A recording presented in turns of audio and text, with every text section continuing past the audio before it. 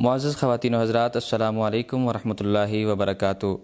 جامعہ دارالعلوم پلندری کے media house کی طرف سے پروگرام فقہی مجلس میں آپ کا خیر مقدم ہے۔ ناظرین، سلسلہ سوال و جواب لے کر میزبان ابن ریاض آپ کی خدمت میں حاضر ہے۔ ناظرین، سلسلہ سوال و جواب سے پہلے ہم آپ کو بتانا چاہتے ہیں کہ آپ بھی ہم سے رابطہ کر سکتے ہیں، آپ بھی سوال ہم سے پوچھ سکتے ہیں، آپ بھی اس پروگرام کا حصہ بن سکتے ہیں۔ ہمارے پروگرام کا حصہ بننے کے لیے نہایت آسان اور مختصر طریقہ آپ کے سامنے آپ کی اسکرین پر موجود ہے۔ ناظرین، آج ہمارے پروگرام میں اپنے مہمان گرامی کا سب سے پہلے شکریہ ادا کرتا ہوں اور ان کا مختصر تعارف بھی آپ کے ساتھ کرواتا چلوں۔ ہماری سب سے پہلی مہمان شخصیت حضرت مولانا مفتی عبد المعید صاحب موجود ہیں، اور ہماری دوسری مہمان شخصیت حضرت مولانا مفتی فضل حق صاحب بھی موجود ہیں، جو جامعہ دارالعلوم پلندری کے سینئر استاد بھی ہیں اور حکمت میں بھی خاصا ذوق رکھتے ہیں۔ ان سے بھی ہم استفادہ کریں گے۔ ناظرین، آج کے سلسلے سوال و جواب کا آغاز کرتے ہیں۔ پہلا سوال ہمارے بھائی عبد الجبار نے نیلم سے پوچھا۔ وہ پوچھتے ہیں کہ کیا میں اپنی ساس کو، جو میری خالہ زاد بہن بھی ہیں، ان کو ماں کہہ کے پکار سکتا ہوں یا ان کو بہن کہہ کے پکار سکتا ہوں؟ یہ سوال حضرت مولانا مفتی عبد المعید صاحب کے سامنے ہے۔ بسم اللہ الرحمن الرحیم۔ جی عبد الجبار ملک صاحب، آپ کی جو ساس ہیں، جو پہلے اگر آپ ان کو باجی کہہ کے پکار رہے تھے تو باجی بھی احترام کا ہی لفظ ہے، اب بھی آپ ان کو باجی کہہ سکتے ہیں۔ البتہ یہ ہے کہ اب جو دوسرا رشتہ ساس والا ہے وہ زیادہ محترم ہے، تو اگر آپ ان کو امی کہہ کے پکاریں تو یہ زیادہ بہتر ہے، تاہم باجی کہہ کے پکارنا بھی جائز ہے۔ جی، دوسرا سوال ہمارا مولانا مفتی فضل حق صاحب سے ہے۔ وہ یہ ہے کہ پوچھتے ہیں کہ میرے ہاتھ پر زخم ہے جس سے اکثر خون نکلتا رہتا ہے، کبھی نماز کے دوران بھی نکلتا ہے۔ میری نماز اور وضو کا کیا حکم ہے؟ کیا میں اس پر پانی ڈالے بغیر مسح کر سکتا ہوں؟ بسم اللہ الرحمن الرحیم۔ میں سب سے پہلے شکریہ ادا کر رہا ہوں ابن ریاض صاحب کا اور جی ڈی پی پوری ٹیم کا، جنہوں نے اس کار خیر میں مجھے بھی شرکت کی دعوت دی۔ اللہ رب العزت یہ پورے مسلمانوں کے لیے یہ خیر کا ذریعہ بنائیں اور استفادے کا ذریعہ بنائیں۔ تو جو سوال پوچھا تھا حضرت نے، تو اس میں دو مسئلے ہیں۔ پہلا مسئلہ یہ ہے، اگر اعضائے وضو پہ خون نکلتا ہے، زخم ہے، اور اس پہ پانی ڈالنے سے وہ پانی اس کو نقصان پہنچاتا ہے، تو وہاں حکم یہ ہے کہ وہ پانی ڈالنے کے بجائے اس پہ مسح کیا جائے۔ اگر مسح سے بھی نقصان پہنچتا ہے تو اس کو مسح بھی معاف ہے۔ اگر آپ کے ہاتھ پہ بھی ایسا زخم ہے کہ جس سے پانی بھی نقصان دیتا ہے اور ہاتھ بھی نہیں لگایا جا سکتا ہے، تو اسی طرح چھوڑ دیں۔ اور دوسرا مسئلہ، اگر کسی زخم سے ہمیشہ خون رستا رہتا ہے، نکلتا رہتا ہے، اور کوئی بھی نماز کا وقت ایسا نہیں گزرتا ہے کہ جس میں وہ خون نہ نکلے،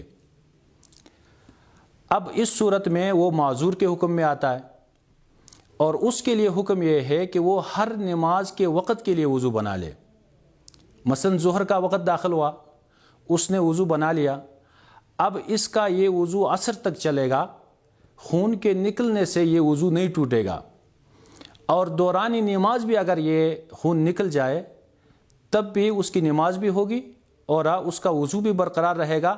اگر کوئی دوسرا وضو توڑنے والا کوئی چیز اگر سامنے نہ آیا ہو تو اس کا وضو باقی رہتا ہے۔ حضرت، کیا ٹوتھ برش سے مسواک والی سنت ادا ہو جائے گی؟ اچھا، مسواک میں دو حیثیتیں ہیں، ایک ہے اس کے سنت مؤکدہ ہونے کی اور ایک ہے اس کا درجہ استحباب کا، یعنی پسندیدہ ہونے کا۔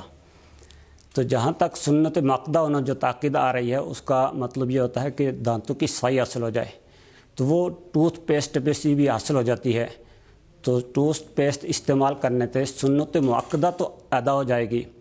البتہ جو پسندیدہ بات ہے اس کے لیے لکڑی کا مسواک ہو، اور اس میں بھی جو زیادہ پسندیدہ وہ یہ ہے کہ ایک بالشت ہو اور وہ موٹائی میں چھوٹی انگلی کے برابر ہو۔ تو ایک بالشت ہونا ابتدا میں، بعد میں کٹ کے بے شک وہ تھوڑا ہو جائے، لیکن ابتدا میں جب وہ اس کو مسواک بنائے تو ایک بالشت کا ہو، یہ پسندیدہ ہے۔ تو باقی سنت تو ادا ہو جائے گی ٹوتھ پیسٹ سے بھی۔ حضرت مفتی فضل حق صاحب، کیا نماز میں ہنسنے سے وضو بھی ٹوٹ جاتا ہے؟ چاہیے نماز میں ہنسنا، سب سے پہلے یہ ہنسنا 3 طرح کا ہوتا ہے۔ ایک ہنسنا آواز کے ساتھ کہ آس پاس کے لوگ بھی سنیں، اور اس کو قہقہہ کہا جاتا ہے۔ اور دوسرا ہنسنا ہے آواز تو نکلے لیکن اتنا معمولی آواز نکلے کہ بندہ خود سنتا ہے، آس پاس کے لوگ نہیں سن رہے ہیں، اس کو ضحک کہتے ہیں۔ اور تیسرا تبسم جسے کہا جاتا ہے، مسکراہٹ جس میں آواز نہیں ہوتی۔ تو پہلی قسم قہقہے کی وجہ سے نماز میں اگر کوئی قہقہہ لگائے تو اس کی نماز بھی ٹوٹ گئی اور اس کا وضو بھی ٹوٹا۔ لیکن نماز کے لیے وہ نماز مراد ہے جو رکوع سجدے والی ہو۔ اگر کوئی جنازے میں قہقہہ لگائے تو اس کا وضو نہیں ٹوٹے گا، یا آیت سجدے کے جو تلاوت کی سجدے میں اس کو قہقہہ آیا، اس سے بھی وضو نہیں ٹوٹے گا۔ اور اسی طرح چھوٹے نابالغ بچے ہیں، اگر دوران نماز وہ ہنس لے، قہقہہ لگائے تو ان کا وضو بھی نہیں ٹوٹے گا۔ اور دوسرا جو ضحک ہے، ضحکہ جو خود سنتا ہے، آس پاس کے لوگ نہیں سن رہے ہیں، اس سے نماز ٹوٹ جائے گی، وضو نہیں ٹوٹے گا۔ اور تیسرا جو تبسم ہے جس میں آواز نہیں ہوتی، اس میں نہ وضو ٹوٹے گا اور نہ نماز اس کی ٹوٹ جائے گی۔ حضرت کھڑے ہو کر بیسن میں وضو کرنا کیسا ہے؟ وضو میں بیٹھ کے وضو کرنا یہ مستحب ہے۔ بیٹھ کے قبلہ رخ وضو کرنا یہ مستحب اور پسندیدہ ہے۔ تو کھڑے ہو کر کوئی وضو کرے تو وہ بھی کوئی گناہ کی بات نہیں ہے، اس سے بھی وضو میں فرق نہیں پڑے گا۔ البتہ بیٹھ کے تو یہ زیادہ پسندیدہ اور ثواب کی بات ہے۔ حضرت مفتی فضل حق صاحب، ہاتھوں پر مہندی یا ناخن پالش لگائی ہو تو وضو ہو جاتا ہے یا نہیں ہوتا؟ اچھا، اس میں مسئلہ یہ ہے، اگر اعضائے وضو پہ کوئی چیز لگ جائے اور وہ جسامت والی نہ ہو، جسم اس کا نہیں ہے، جیسے رنگ وغیرہ ہے، مہندی کا جیسا رنگ ہوتا ہے، اس کا کوئی جسم نہیں ہے اور پانی جلد تک پہنچنے میں کوئی رکاوٹ بھی نہیں ہوتا، تو وہ وضو کرنے میں کوئی اس کا رکاوٹ نہیں ہے۔ اور دوسرا، اگر کوئی ایسی چیز اگر لگ جائے جس کی جسامت ہو، تہ بن جائے اور پانی اس کے جلد تک نہیں پہنچتا ہے، رکاوٹ بنتا ہے، تو ایسی صورت میں اس کا وضو بھی نہیں ہوتا ہے اور غسل بھی نہیں ہوتا۔ اور ناخن پالش میں ایسے ہی ہوتا ہے کہ اس کی تہ جمی ہوئی ہوتی ہے اور جس سے پانی اس کے جلد تک نہیں پہنچتا، تو لہٰذا اس کا وضو بھی نہیں ہوتا ہے اور غسل بھی نہیں ہوتا ہے، اور جتنی نمازیں اس حالت میں پڑھی ہیں ان نمازوں کا دوبارہ لوٹانا یہ ضروری ہوگا۔ حضرت مفتی عبد المعید صاحب، وضو کے بعد ہاتھ منہ پونجنا کیسا ہے؟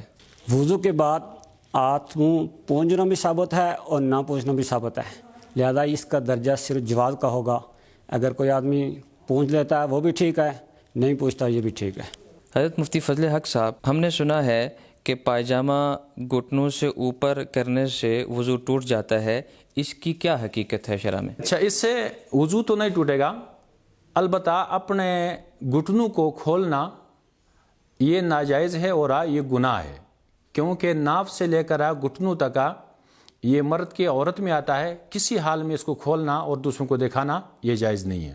حضرت مفتی صاحب، وضو سے پہلے اور کھانے کے بعد کیا مسواک کرنا پھر سے ضروری ہے؟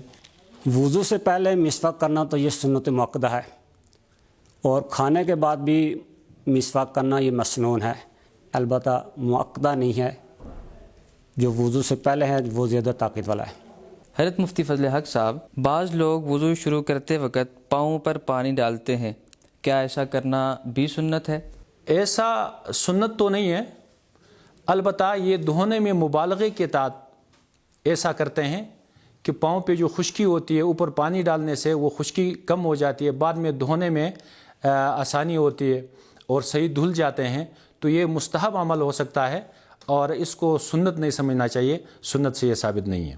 حضرت مولانا مفتی عبد المعید صاحب، وضو کے بچے ہوئے پانی سے وضو کرنا کیسا ہے؟ وضو سے بچے ہوئے پانی سے مراد اگر یہ ہے کہ لوٹے میں وہ پانی بچ گیا وضو کر کے، یا جس برتن سے آپ وضو کر رہے تھے وہاں وہ بچا ہوا ہے، تو اس بچے ہوئے پانی سے وضو کرنے میں کوئی حرج نہیں ہے، اس میں تو کچھ بھی نہیں ہوا۔